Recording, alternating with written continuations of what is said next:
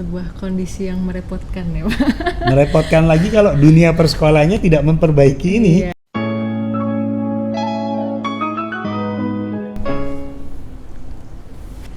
Halo teman-teman semua, kembali lagi di series Infinite Game. Oke, hari ini kita akan membahas sebuah isu yang banyak orang tuh resah Pak sama isu ini. Karena bikin orang bingung, bikin orang emosi. Tapi sebelum kita bahas lebih dalam nih soal sebuah isu ini, kita ingin mengingatkan ke teman-teman semua buat jangan lupa untuk like, comment, share, dan subscribe video dan channel ini ya ke teman-teman semua. Semoga video ini bisa memberikan dampak positif ke masyarakat gitu ya Pak ya, dan bisa berkembang lagi. Amin. Amin. Oke, apa tuh isu kita hari ini Pak?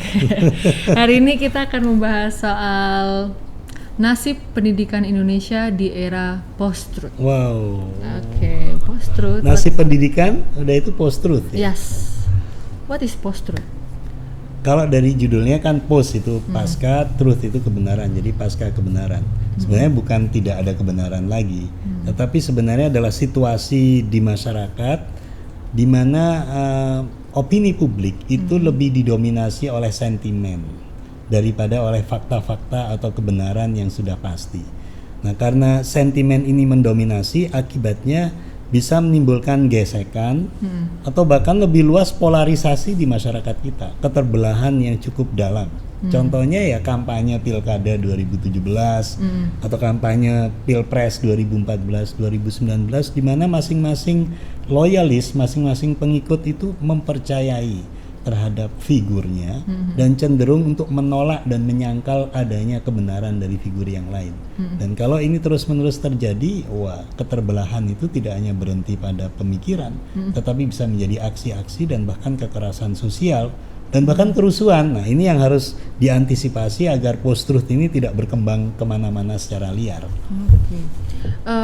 Saya pernah dengerin video gitu ya Pak, kalau nggak salah kuliah filsafat ini bahas soal post-truth.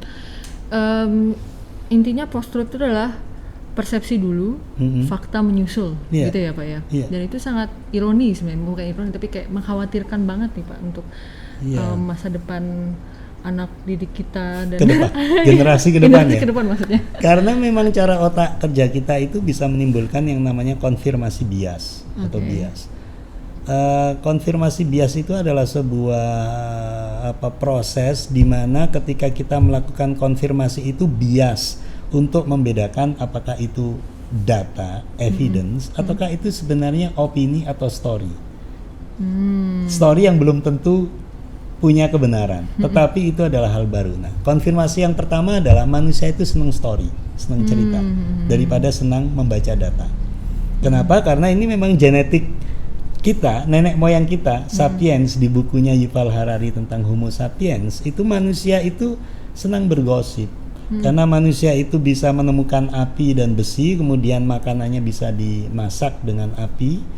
Akibatnya manusia itu makan hewan dan daging-daging itu dengan cepat sehingga dia lelah, kemudian dia butuh gosip. Tetapi dalam konteks di buku itu, gosip itu bisa menimbulkan imajinasi manusia. Misalnya ketika seseorang dari kawanan manusia itu ketemu dengan serigala atau macan di mana gitu, dia bisa bercerita kepada manusia lain dan kemudian dia bisa bergosip bahwa macannya atau singanya itu penuh dengan kawanan yang lain, sehingga kita harus menyiapkan sehingga muncul misalnya inovasi apa, membuat tameng, membuat apapun itu.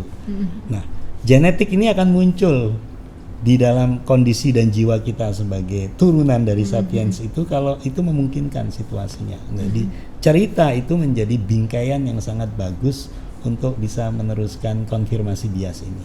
Yang kedua, manusia itu senang dengan sesuatu yang baru, walaupun itu belum tentu benar.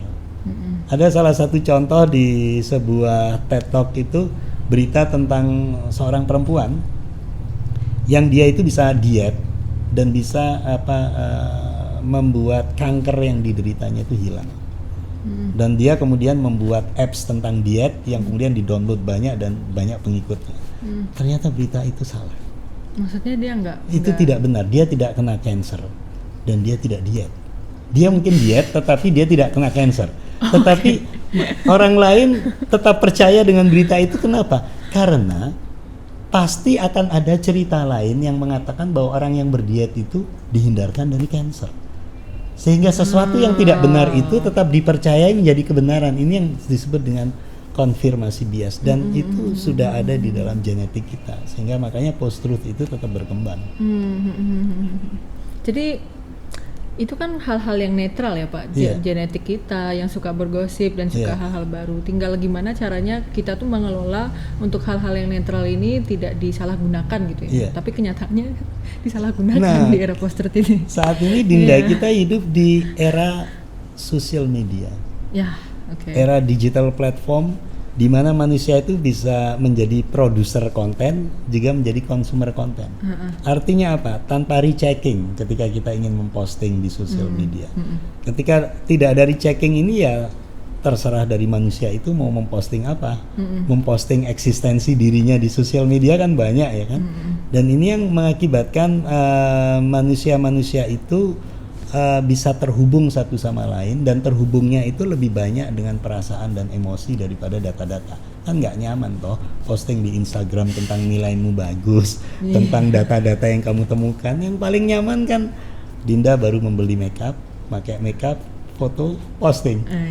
Relate dengan orang lain, sehingga orang akan terbawa untuk mengikuti apa yang dilakukan oleh Dinda. Itu kan perasaan dan emosi, feeling gitu ya. Yang kedua, kita hidup di era digital di mana algoritmanya itu disebut dengan echo chambers, ruang menggema. Apa itu? Algoritma digital itu akan menyediakan artikel-artikel lain kepada Dinda atau kepada saya ketika saya itu diketahui senang dengan artikel tertentu.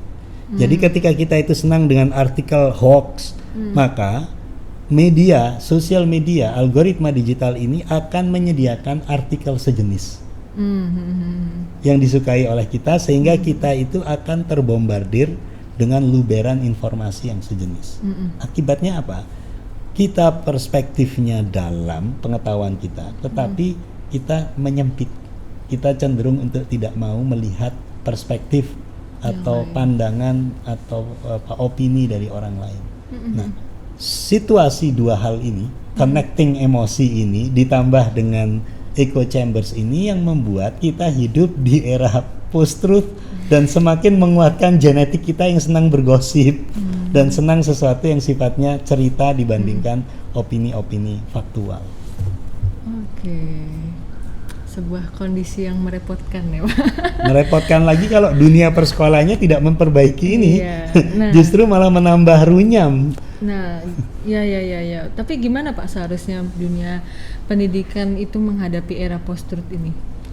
Ya harus mengubah paradigma dan arah orientasi pendidikannya. Gimana Pak? Tidak lagi pada konten pengetahuan, tidak lagi pada penyeragaman talenta manusia, tetapi pada diversity, minat bakat manusia yang berbeda-beda agar manusia itu mencapai kebahagiaannya. Ini penting. Kebahagiaan itu bisa menjadi sumber utama manusia untuk menghindari post-truth. Karena orang yang bahagia cenderung untuk tidak terlalu mau mengikuti perasaan-perasaan negatif dari orang lain kan? Karena dia sudah punya harapan-harapan yang baik tentang dirinya dan eksistensi dirinya ke depan. Yang kedua, saya pikir arah pendidikan tidak mengejar konten karena konten pengetahuan sudah tidak dibutuhkan. Algoritma digital, revolusi digital itu sudah menyediakan informasi dalam berbagai macam ragam, sehingga itu menjadi usang kalau dunia pendidikan ke sana. Justru dunia pendidikan itu lebih membangun social skill. Apa itu? Kemampuan untuk bernegosiasi dengan orang lain, kemampuan untuk memahami perasaan orang lain, kemampuan untuk bisa berkomunikasi dengan baik dengan orang lain, kemampuan untuk bisa bekerja sama dengan orang lain di dalam memecahkan persoalan-persoalan sosial dan nyata itu harus kuat. Dan yang ketiga selain social skill adalah kemampuan untuk mampu meregulasi emosi diri, mengendalikan diri. Hanya orang-orang yang bisa mengendalikan dirinya sendiri yang bisa keluar dari bencana post-truth ini. Apa itu caranya? Dilatih dengan cara mengenali kekuatan dirinya, mengenali kelemahan dirinya, sekaligus mengenali emosi dirinya untuk bisa mengelola dengan baik. Terus yang berikutnya adalah kemampuan untuk bisa memahami kondisi orang lain sehingga dia bisa membuat keputusan-keputusan yang strategis dan baik bagi dirinya dan bagi orang lain, sehingga terbangun rasa empati sosial yang tinggi. Dengan empati sosial yang tinggi, harapan saya dunia pendidikan bisa menyumbangkan agar kondisi post-truth yang didukung oleh digital platform ini dan genetik kita bisa berkurang, sehingga kita dan orang lain itu ketika mau memposting itu harus disaring dulu daripada posting dengan semena-mena. Mungkin itu. Oke. Mungkin kita kayak sering kan dengar sosialisasi gitu untuk kita ayo berpikir kritis. Tapi kita gimana sih Pak sebenarnya kita tuh bisa berpikir kritis? Oke. Berpikir kritis tuh pijakannya harus skeptis. Skeptis itu bukan nggak percaya sama orang, tetapi tidak mudah percaya dengan berita yang diterima sebelum dicek ulang. Itu di agama juga diajarkan kalau kita menerima berita kalau bisa dicek ulang. Nah, cek ulangnya ini bisa banyak. Satu, cek ulang dengan komunitas expertise atau pakar-pakar yang memang menggeluti di bidang itu. Misalnya tentang perpolitikan pilkada yang kita tanya kepada pakar-pakar terkait pilkada. Karena dia kan memang risetnya terkait di bidang itu. Sehingga bisa mengurangi bisa membantu kita untuk bisa menemukan apakah berita ini benar atau salah, valid atau ini sentimen saja. Yang kedua adalah dengan cara mendorong anak kita untuk mau memahami pandangan atau perspektif orang lain. Ini penting, kenapa? Karena di dalam perspektif orang lain itu meskipun bobot kebenarannya kecil, tetapi masih ada derajat kebenarannya itu. Misalnya pandangan Dinda tentang X gitu. Bisa saja Dinda itu kebenaran tentang X itu hanya 70%, tapi setidaknya masih ada 30% kebenaran yang dimiliki dari pandangan Dinda. Dan kalau kita belajar dengan pandangan orang lain, siapa tahu itu bisa diterapkan di kondisi yang lain, di kondisi yang berbeda dengan ketika kita punya pandangan itu. Sehingga kita bisa mengambil intisari, mengambil manfaat dari pandangan orang lain. Nah, ketika ini bisa saling melakukan seperti ini kan kita akan terjadi yang namanya trust society. Jadi bahwa kita mendorong anak kita untuk mencoba percaya dengan orang lain, tetapi dengan jiwa skeptisisme itu dulu, bahwa berita itu ternyata benar. Nah, kalau seperti ini maka saya pikir kita bisa mudah untuk bisa membangun masyarakat yang lebih trust daripada masyarakat yang terjebak pada era post-truth itu. Oke, menarik sekali ya pembahasan kita hari ini. Sebelum saya menutup nih Pak, pembahasan kita hari ini, mungkin ada pesan dari Pak Rizal untuk guru-guru dan anak muda mungkin dalam menghadapi era post-truth ini. Saya pikir pesan buat kita semua ya. Yes, kita semua. Itu yang pertama adalah kenali diri kita. Dengan kita mengetahui kelemahan, kelebihan, dan juga harapan-harapan dan impian yang kita miliki, maka akan muncul gairah dan passion di dalam kita hidup ke depan. Harapannya dengan modal passion dan gairah ini kita tidak mudah stres di dalam menemui tekanan-tekanan, di dalam menemui sentimen-sentimen, ataupun apapun opini-opini yang mungkin berdampak buruk bagi kesehatan jiwa kita. Nah, determinasi ini akan terbangun dengan mengenali diri, dan ke depan memang kita butuh anak-anak yang punya daya juang yang tinggi. Self-determination ini. Yang kedua, saya pikir harus dibangun baik itu di sekolah, di rumah, dan di masyarakat empati sosial yang tinggi untuk bisa memahami perasaan orang lain, memahami kondisi orang lain, sehingga harapannya kita nanti bisa punya jiwa untuk selalu membantu orang-orang yang terpinggirkan dan orang-orang yang tak berdaya di dalam era baru ini.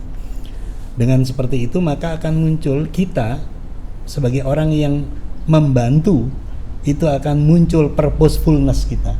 Jadi kebermaknaan hidup kita sebagai manusia yang hidup ini, yang dibantu itu akan bisa mengurangi jurang dari ketertinggalannya dari kondisi yang ada. Dengan itu maka kita sebenarnya sudah memberikan kesempatan bagi dia untuk hidup lebih baik lagi. Nah, dengan situasi yang seperti ini, tentunya dengan penalaran, dengan daya kritis, daya kreatif yang kita miliki, harapan kita akan bisa membangun trust society. Masyarakat yang saling percaya satu sama lain, sehingga dengan trust society ini harapan kita akan bisa mengurangi atau menghindari dampak buruk dari era post-truth ini. Oke, menarik sekali. Berarti dari mengenali diri dan berempati untuk menghadirkan trust society. Trust society. Ya, gitu ya teman-teman, kesimpulan kita pembicaraan hari ini. Nantikan untuk video-video selanjutnya, kita akan membahas lebih seru dan nanti kaitannya dengan pendidikan ya pastinya. Terima kasih banyak sudah menonton dan jangan lupa untuk like, subscribe, komen, share dan lain sebagainya itu ke teman-teman semua, rekan-rekan dan semuanya. Dan sampai jumpa di video selanjutnya. Dadah. Ya, terima kasih Dinda dan semuanya.